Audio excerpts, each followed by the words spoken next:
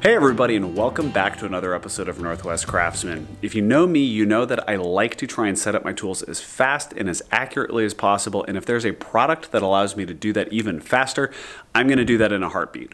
Well, Vevor recently sent me some of their setup blocks that are used for setting up your router or your table saw or any number of things around the shop, and I want to check them out. Full disclosure, they did send them to me, however, I was interested in them to start with, so we're going to go through and we're going to check them out. Here we go.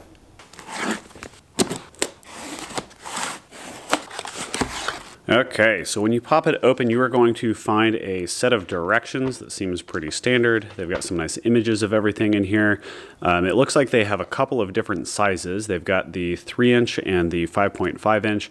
This one looks like it's the 5.5 inch. We'll measure it when we get here in a second. And then on the back side, they give you some of the details about what each one of the setup blocks do. Let's check to see if each one of those blocks are labeled themselves, because that would be a whole heck of a lot more convenient so that I don't have to carry that around. Okay, so pretty nice case right off the bat. Every single one is nice and secured inside of its own foam.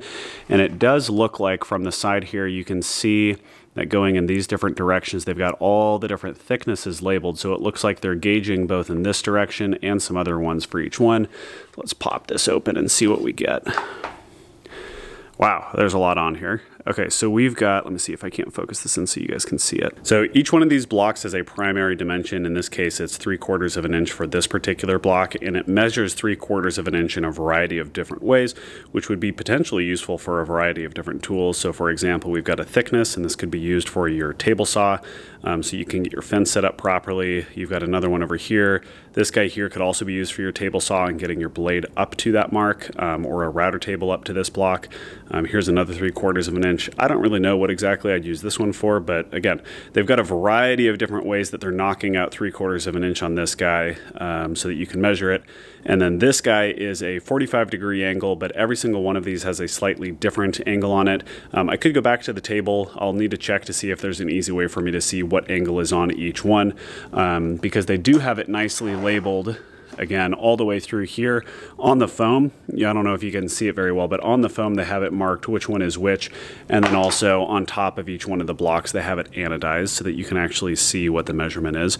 However, all of these useful measurements are only useful if they are accurate, so let's go ahead and check the accuracy of this.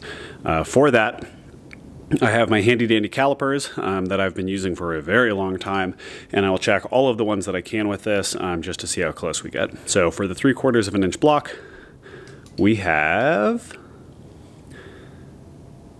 0.7505, so a 1/2 thousandth off in that direction. That is well within the tolerance for me. We've got 3/4 of an inch there. Looks like we are 15 thousandths off. That is also close enough for me. And then I cannot check these two with my digital calipers, but what I am going to use is my vertical calipers so that I can check those here in just a second. Okay, so I've been using these guys for a while, and I do love them for doing my setup.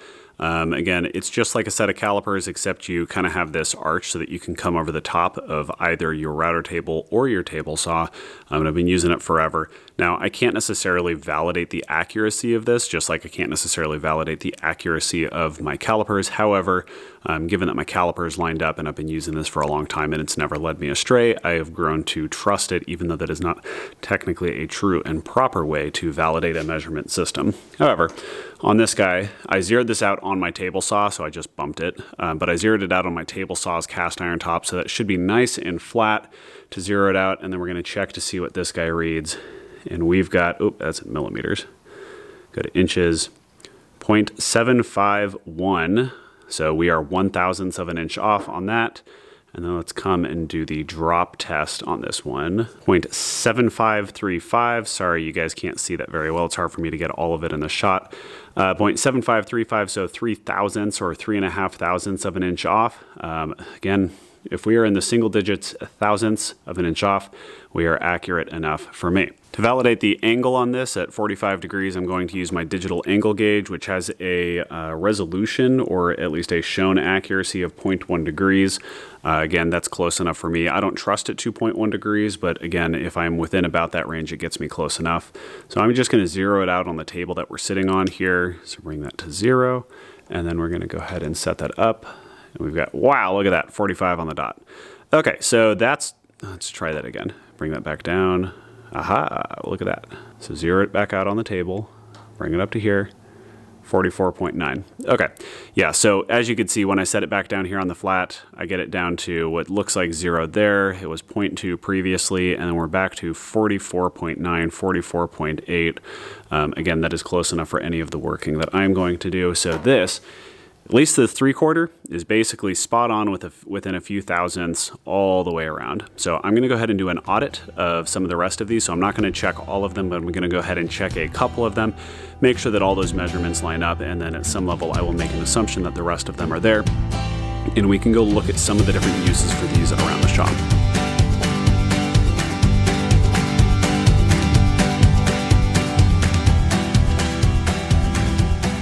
Well, certainly not an exhaustive check, but I checked all of the major increments, 3/4 down to a 1/4 inch, and they do go, or all the way down to an 1/8 inch, and they do go all the way down to a 1/16 of an inch, and they have basically what looks like every 32nd of an inch, or most of the 32nd of an inch, all the way through up to the 3/4 of an inch marker.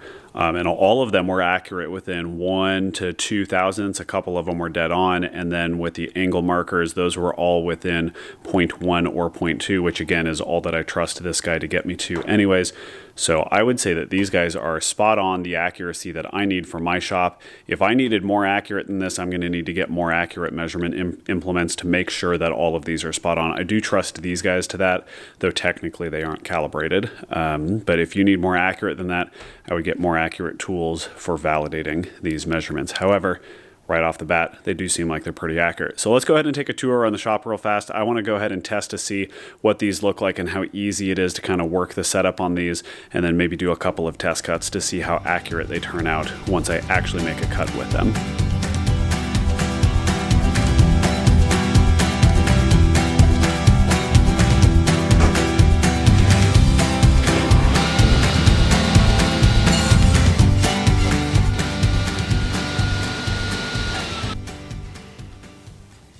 Alrighty, so on this guy, I used it to set up 3/4 of an inch away from here, and then I also did it 3/4 of an inch deep. Checking how far away it is from the edge first, see if you guys can't see that. Looks like we've got 0.728, so that's about 25 thousandths shy in the real world. This is a softwood, so it is possible that I'm mismeasuring that. Let's go ahead and measure the inside of this real fast and see how close we got. So basically what I'm going to do is I can use this plunge gauge at the back side of it to gauge how close I am to the bottom. And I'll need to push it all the way down.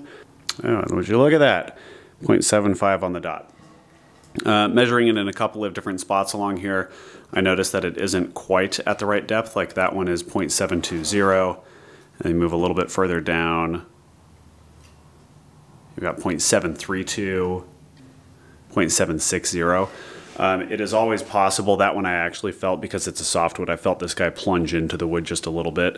One of the things that I think I might be running into is if I look at this, I bet you there's a, yeah, you can actually see it. It swales in just a little bit, so I would expect it to be a little bit shallower in the middle than it is on the edges. That is what you get for not having nicely dimensioned lumber. However, I would say that that was a pretty good success. Probably will take a little bit of tuning in, and I'd be curious to try it on some hardwoods next time I'm working with those to see if, once I've dimensioned these pieces nice, square, and parallel, if those hold all the way through. Alrighty, next up, we're going to try the router. Constantly, I'm trying to get a juice groove of a constant depth with my router, and so this is going to be one that I can test because that would be a lot easier to set it up. I mean, I do have my depth gauge right here that I can use, but it would be really nice if I can just pop it down, touch off, and be good to go.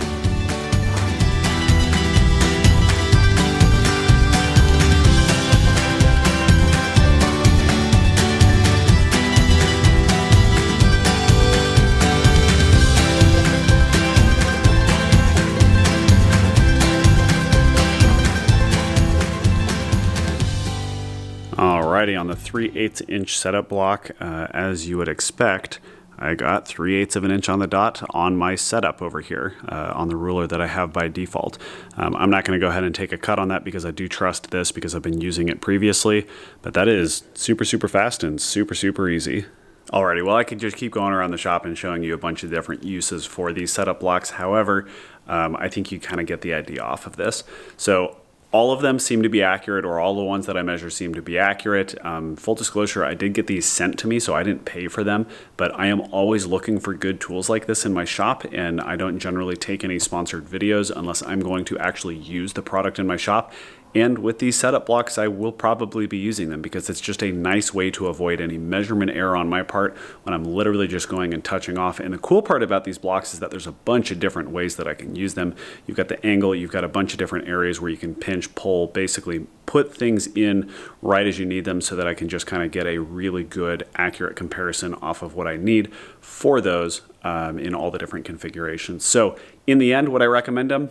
Yeah, it kind of seems like I would recommend them, and prices fluctuate all the time, but at last checking on Amazon, these were like right in the $30 or $40 range, which seems well worth it to me. They're made out of anodized aluminum, and that stuff is super robust. The only thing that I could see possibly going wrong with it is when you're trying to measure off of carbide tips or high-speed steel, you could potentially run into an issue where you go through the anodization. But the anodization is extremely hard, so it should be pretty robust to any of those things. But yeah, that would be the only potential issue that I would have, or going through the laser engraving at some point. But you'd have to be pretty rough with them to do that. So overall, do I think it's worth it? Again, yeah, probably worth it. If you're interested in getting yourself a set, go ahead and check out the affiliate link in the description. Upon recently checking it, it did look like they already upgraded the kit, and it looks like they removed the angle portion of it. So that was a little bit of a surprise to me. However, if their accuracy matches what they have on this particular set, I'm sure it's going to be just fine to move forward. And in fact, I might get myself a set of those because they actually look a little bit simpler, a little bit less wonky on their geometry, and a little bit easier to use around the shop. So anyways, thank you guys for joining. I do really appreciate it. And I love it when you guys join me on one of these product review videos. Again, it's not what I love doing all the time, but if it's going to be something that I find helpful around the shop, I want to share it with you guys so that hopefully you guys can have something more helpful around the shop as well. So thank you guys for joining. I really do appreciate it. Talk to you next time. Bye.